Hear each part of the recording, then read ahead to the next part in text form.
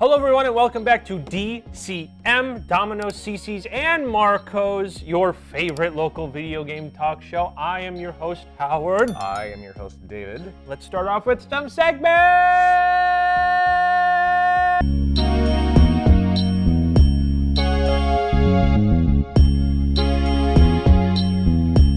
Howard, don't you love the hit video game franchise LittleBigPlanet? I actually do. I low-key think it's one of Sony's best franchises. Oh, yeah, I agree. Yeah. Good. It's a damn shame then. It's dead. Yeah. Officially. So, as most people know, because Sony hates all of its old games, a couple years ago, they shut down the servers to LittleBigPlanet 1, 2, and 3. Travesty. But one of the gimmicks is that you could move all your levels forward, and the PS4 version of LittleBigPlanet 3 was still up, right? Yeah. And apparently the servers went down in the beginning of the year. Most likely, an error, right? Well, they came out and just said, yeah, due to ongoing technical issues, we're just not bringing the servers back. Now, my guess is that they didn't, specify what these technical issues were. Yeah. They just said technical issues? Do we know that they are actual technical issues and not just, we don't care anymore to keep them up? It's probably more like both. Okay, that was my... It's kind of like the Xbox 360 store situation, because that's getting deleted. I think we talked about that. Yep.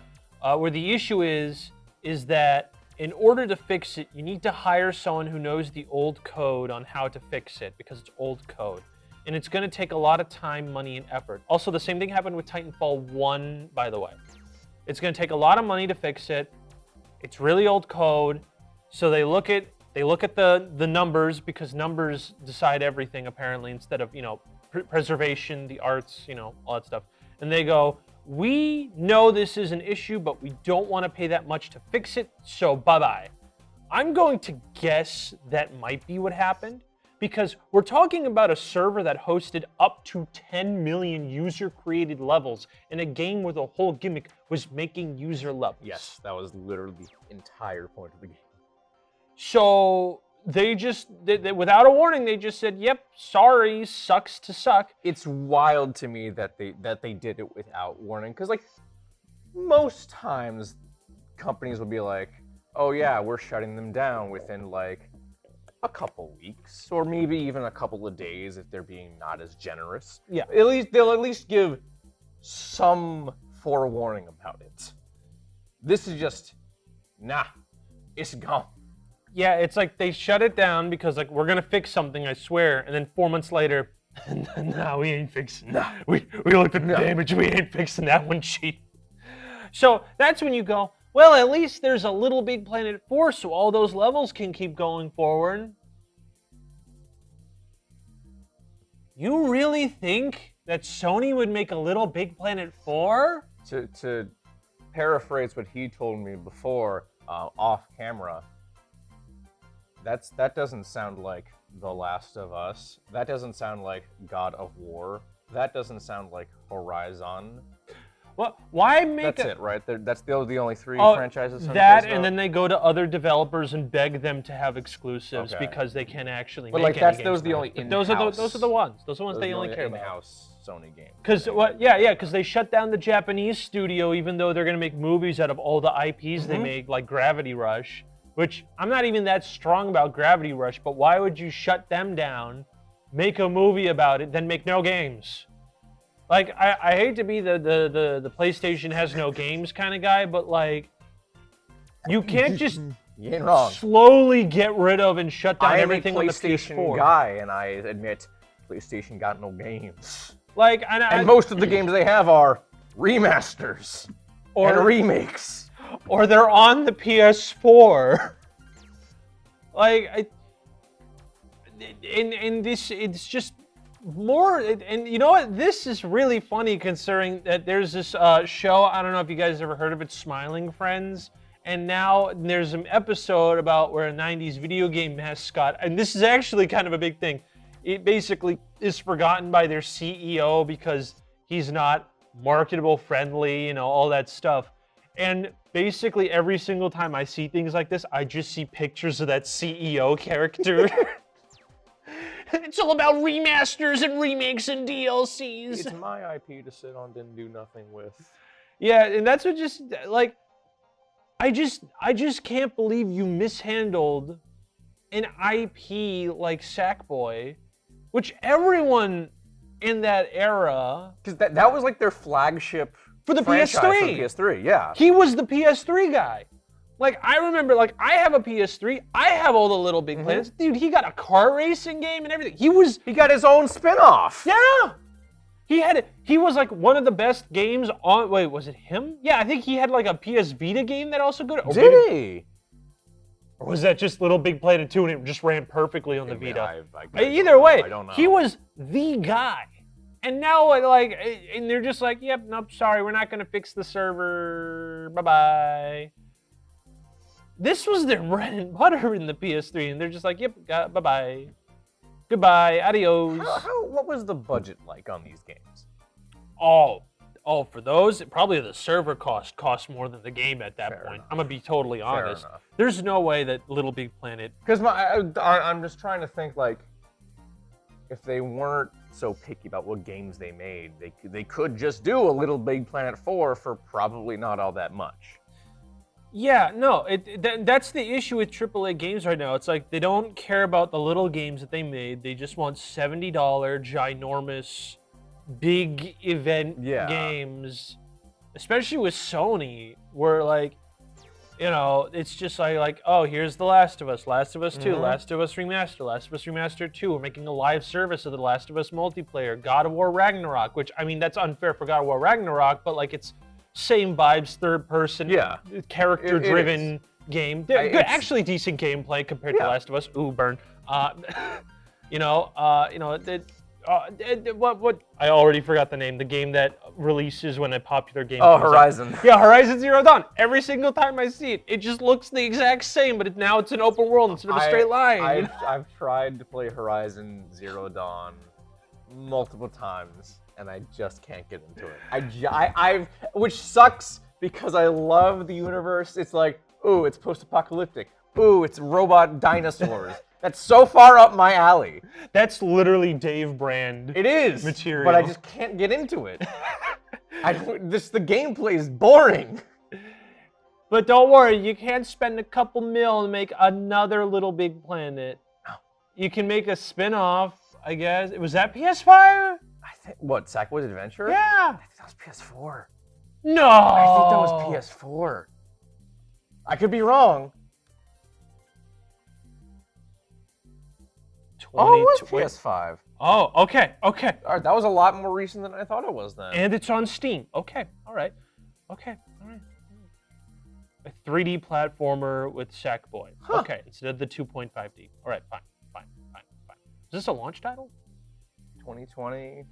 No, but it was launched very close to launch. Close to launch. Okay. Because I think PS5 was 2019, maybe 2018. This was a launch title. It was a launch title. Wow. Okay. All right. Okay. Well, he got a launch title, and that's it.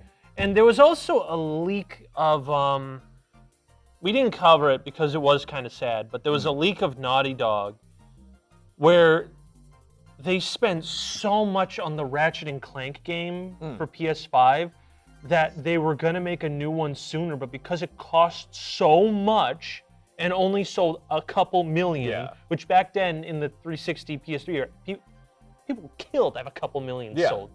Like, I think it was like 3 mil. Financial sequel's not coming out for like another 6 years. Right? It just feels weird that they're just mishandling things, and like Little Big Planet is just gonna like shrivel up and die because, I don't know, I guess Sackboy, A Big Adventure, they spent the amount of like, I don't know, 4 Marvel movies on it. It was a launch title for the PS5, a console no one could get. Big rip to Little Big Planet.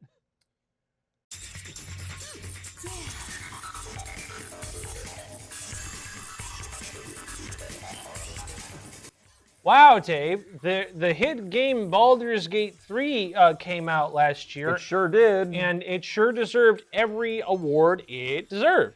Now, stay with me. What if we immediately capitalized on its success? Okay, I'm picking up what you're putting down. And immediately make a sequel. Okay. For immediate I smell what profit. you're baking. Yeah. Oh, sounds like a plan to me. Well, yeah. Well, that's the issue here. Is that apparently because it took so long to make Baldur's Gate 3. Mm-hmm. Such a humongous game. That, and Larian Studios had a very rough time talking to the D&D people. Like, I think apparently they were talking to one person for like 5 years, and then just mysteriously they disappeared and a new person showed up. Okay. They got laid off, and they never was even told the team. Cool. So they're like, yeah, we're not going to do like big expansions. We're going to tweak it for a couple years, and then we're just going to do another game. We're going to pass the torch off. Immediately upon saying that, Hasbro goes, well, guys, we are already getting ready for 4. Dude, no one's going to play it. No one's going to play it. You got lucky. Very lucky. Very lucky. You don't... See, here's the thing, right? This is why I'm okay with never getting a Portal 3. Because they're never going to make it. Because the whole thing about Portal is... Because Steam, Valve never makes games. They want someone... They wanted for Portal 3, even though they're never going to make it, someone to be passionate and exciting enough with a passionate team who are good at what they do to come up to them and be like, I want to make this. And, that's... I guess, you could argue that with Larian Studios. They wanted to make this game. See, this you could say this about like everything in the entertainment industry. Let's go back to people coming to studios with a movie idea, like, hey, I want to make this, rather than the studio be like, this can make us money, let's make it. Do we need yet another Jurassic movie, Howard? 2 years after they said the last one was going to be the last one. Okay, but to quote a bit from the Nostalgia Critic that's been going on for a decade now, but when you look at the chart here, which is really funny that I can quote a Nostalgia Critic bit and it's not even dated at all. He's 100% right. No, it's not dated. It's just, why does anyone need this? And some dude in a suit goes, well, when you look at the chart, profit. It's just, so like, why would, I mean, I understand Baldur's Gate 3 was a success, but like, good God, how in poor taste do you have to be to, after they said, hey, we're going to update it for a bit, and then we're going to pass it off, fuck off to the next guy? Yeah. You, as a company, go, guys, don't worry, we already have a new one planned. It's like, no, you don't. You don't even have people to make it. They haven't even...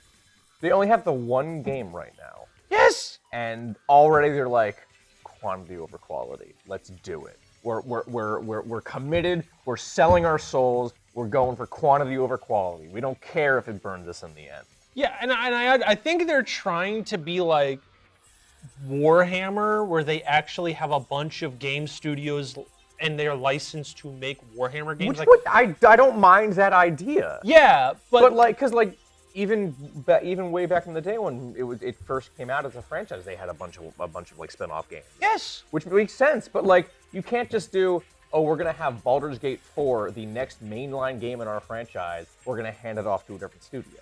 That's not gonna work. Oh, yeah, and announce it when you don't even have a studio yet. Yeah. They just flat out said, we're making 4. We don't have people to make it, but we're making 4. You're a dude in a suit. You don't make video games. How can you say that? Yeah. That's literally like actually, that I guess you could say that's like that with pretty much most movies nowadays. No. Considering they did all, what was it? They planned Spider-Man 4 and they're like, yep, now time to find a director. Yeah. Yeah.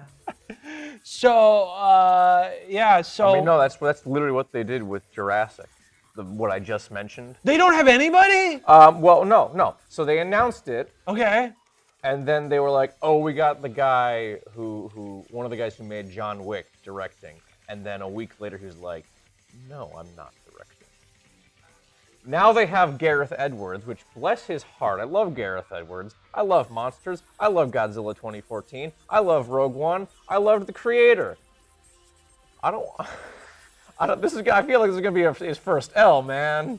I'm worried for my boy Gareth, because they literally said, because they gave it a release date before they announced a director. Oh, see what I mean? What is wrong? All right. That's because they just want a jobber. That's all they want. The charts said we need a new Jurassic Park. The charts They lost so much money on the last one.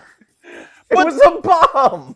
You stupid buffoon. The charts said it's time, Dave. The charts said. I'm sorry.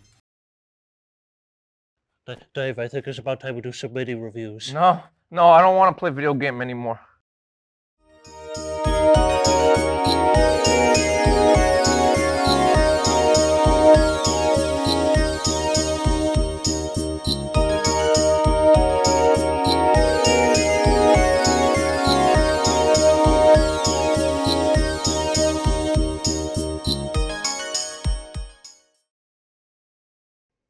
You all know our thoughts on live service games.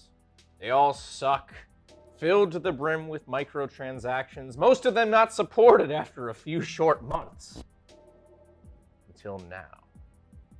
Helldivers 2, for lack of eloquence, slaps hard. Alright, developed by Arrowhead Games. At this point, most of you watching probably don't really need me to tell you why this game is good. You're likely well aware at this point, but I have to review this, so I guess I kind of do have to tell you why it's good. Otherwise, I wouldn't be doing my job. So I'm going to tell you anyways. You're getting paid? No. Okay, cool. Strapping into the hell pods of the titular shock troopers, players will drop down onto the surface of any given planet caught up in the galaxy-wide confrontation between the forces of Super Earth and either the Terminids, big Starship Trooper-esque bugs, or the Automatons, which are just as Terminator-like as they sound. Players are given a choice of various stratagems to help them in the fight, ranging from specialty weapons, like my personal favorite, the anti-materiel rifle, which is just a damn good sniper rifle. Various bombardments from your capital ship, like the orbital gas strike, or various defensive options, like sentry turrets and mines. You can also find specialty stratagems in mission, like artillery cannons that can be loaded with a variety of different shell types. I can't tell you how hard I started laughing when we first used the mini-nuke shell in-game. That was fun. Speaking of missions, these come in a multitude of flavors. You may have to escort civilians through the battlefield safely, or work to launch an ICBM at strategic positions behind enemy lines, or even just quick 15-minute missions where you simply survive the incoming forces. The game can be brutal at times, but the co-op aspect makes it not only slightly less frustrating, but also much more fun. There's nothing like standing next to your friend, working together in a firefight, only to see them go flying off the screen because an explosive went off right next to them, and somehow they took the brunt of the blast, especially as this game has some downright excellent ragdoll physics. I cannot recommend Helldivers 2 enough. It's one of the most intensely fun co-op experiences I've had in a long time, and with the Battle Pass style progression system that never actually expires, there's no pressure to sink too much time into it. It's great for both casual players and more hardcore gamers. And the best part is, it's cross-platform. It's available on PC and PlayStation 5, and you can play with whoever the heck you want. I'm going to give Helldivers 2 an 8 out of 10. 10 out of 10. Review it again. 10 out of 10. So what have I been playing? This is a very good question. I know, everyone's been asking. But I have been playing Little Gator Game. Published by Playtonic, the creators of Yooka-Laylee, and developed by Mega Wobble, comes a game that's pretty easy to describe. You play a game as a little gator. I'm not kidding. The game is an open-world puzzle-solving fantasy-esque game where you play as a gator trying to get the attention of his sister, as they used to make fantasy games like, live action role playing stuff when they were kids. And now that's when they were kids. And the sister's back from college and he wants to recreate the magic. So him and everyone on the little island decide to turn the whole island into a role-playing fantasy game with the little gator being the main hero, so that way he can prove to his sister, hey, the game's fun. You should come and play instead of working on your essay for game development. So what can you do? You run around accepting quests from all the little kids, and you can climb, glide, grind downhill with trash cans, fight cardboard cutouts of monsters. All that was all designed by the kids, and it plays a lot like Zelda Breath of the Wild, so it's pretty easy to get through and do stuff. And you can do all sorts of quests like picking up litter to trade with a merchant. Help get a whale. He has a cork stuck in his blowhole, and if you do it, you get more platforming stuff. There's assisting a ninja clan because they had a spat because one kid hated the second season of the anime they were all pretending to be. There's collecting bugs for scientists and helping the cool kids not be so cold-hearted by letting them enjoy playing in a water park. Very wholesome. Along with that, there's also little costumes you can have along the way that you use material that you get from everyone, like to make little paper crafts. And the whole goal of the game is to turn the playground in the middle of the island into a full castle, like a full village out of paper mache. It's really adorable. It's really great. And the thing is, it's really short. You can beat this in a day. They even added like a speed running mode to see how fast you can beat it. And it's very cheap. It's like $20, all right? So if you have like an afternoon or two on a weekend and it's raining and you can't go outside, honestly, with how honest and heartfelt this game is, it's like a really good comfort game. I'd put up with some of my favorites like Paparazzi and Frog Detective. But what if you like going outside in the rain? Then have fun with your pneumonia, I guess. The game's short, sweet, and to the point, but most of all, enjoyable, with a pretty cute ending at the end. I'm gonna give this game an 8 out of 10.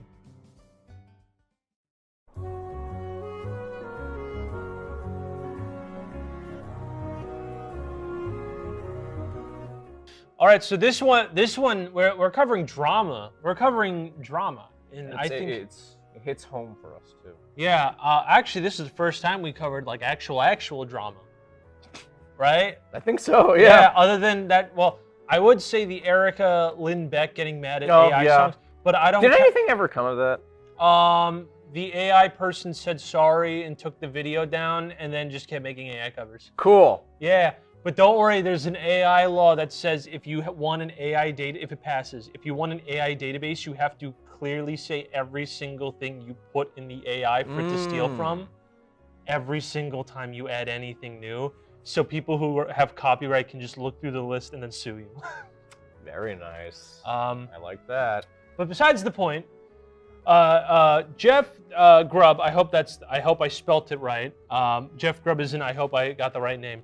Was on a podcast and said at some point there was going to be a Dead Space 2. It had a code name. They didn't start developing it. It had a code name. It was shelved because Dead Space 1 remake didn't sell. Which is actually very surprising to me, at least. It's surprising, but on the other hand, it's not. Because it's a $70 remake of a game that you could buy at all times for $10. True. Right? So which is my main issue with $70 games, is that if companies are way too dependent on that price point, it's gonna flop. Yeah. Right? I mean, it looks beautiful. I have yet to play the remake. I've played some of it. I haven't finished it, but it is a very faithful remake. From the little I've played of it. No hate to the Dead Space remake. None at all. Resident Evil 4. Resident Evil 4, I'll talk trash on any day. But apparently at some point it was on the table, it was taken off, maybe for single player reasons or not. The studio is going to do 2 games at a time. They already know the next 2 games. So that was going to be the news. That's what I wrote. But however, EA apparently had to write a post essentially going, "No, We weren't doing that. Nope. Never was an idea.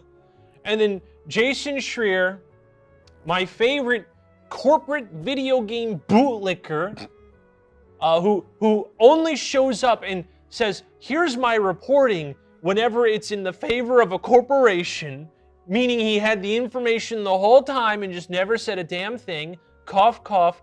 Like what he did with Activision Blizzard, knowing about all the sexual assault, but he saved it and let someone else broke the story so that way he can sell it as a book. He also said, Jeff Grubb's wrong. The project was never in development and it was shelved. Shelved means they had the idea for it, meaning Jeff Grubb was right. Yeah, Jeff Grubb never said it was in development. He specifically said it was never in development. It was on the table. It had a code name, and that's really it.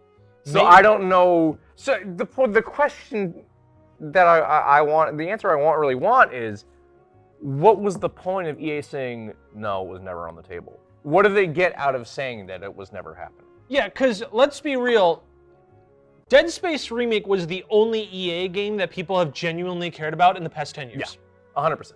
Like, think of EA. EA used to be like the guy, like in like the 360 PS3 days, like early, not late, early. They were the guys. Everyone voted them as the worst company like 3 years in a row. Yeah. No one likes them. They are not gaining anyone's graces by just like saying we're never making a Dead Space 2. Because let's just take this from a corporate perspective, right? Some guy said, hey, the thing everyone wanted, they're not going to make it. And EA could have just said, didn't sell enough. Yeah. Sorry, guys. But no, they dug their grave and said, no, we were never going to make it. What gave you that foolish idea? Which then begs the question, why would you remake just one game when people like the second one more?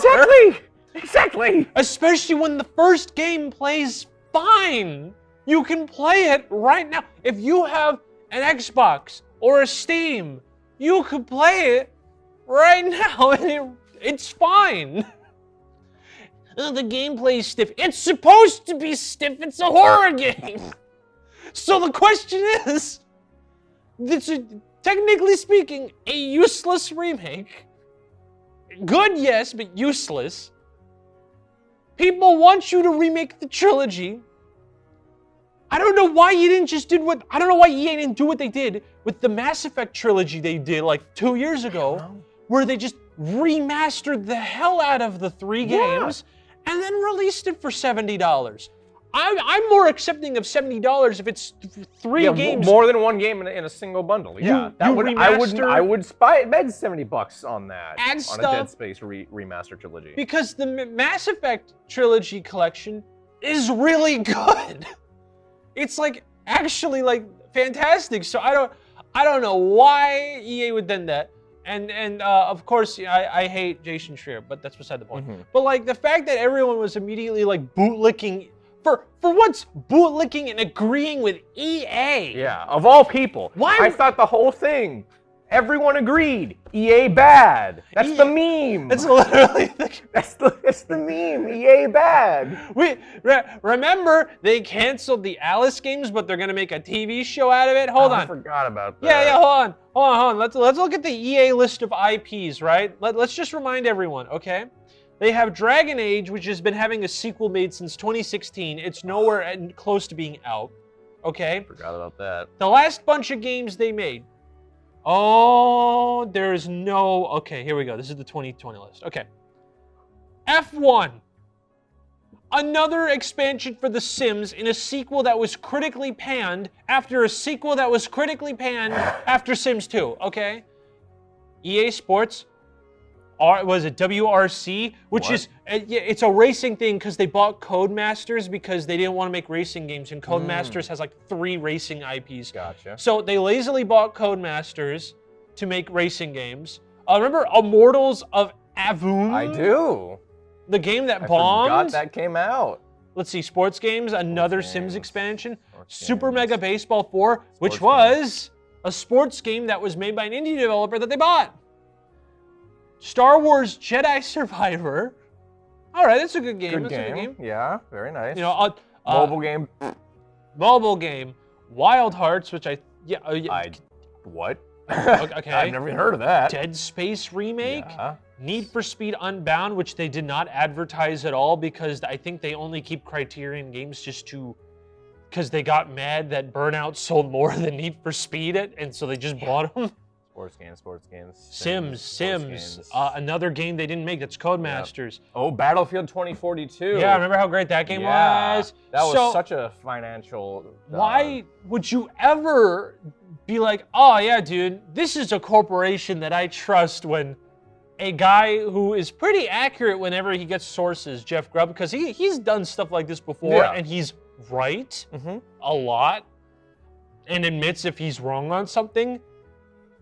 I believe him more than I believe EA and Jason Schreier. That's all I'm saying. All right? That's all I'm saying. Yeah. What? So, yeah, sorry if you liked Dead Space 1 and Dead Space is dead again. Callisto Protocol 2, I'm pretty sure, is also not going to happen. Was it ever going to? I don't know. Were they planning on a sequel? I don't know. Makes sense. So that is the end of our show. Make sure to like, comment, subscribe. Subscribe. The bell. The bell. The bell. Go visit the Liberty Bell in Pennsylvania. I was about to start doing the riff to "For Whom the Bell Tolls" by Metallica, but I think we'd be copyright struck. Oh Lars Ulrich will come into our houses and murder us with his guitar in the middle of the night. Can we get like like one of the those like flutes, the recorders, and I start playing the riff on that? Yeah. Right, cool. We should be able to avoid copyright claims from that. Yeah. Hopefully. Fingers crossed. Fingers crossed. You know, you'd hope. But that's it, everyone. Bye. We're Goodbye. right on everything. Bye.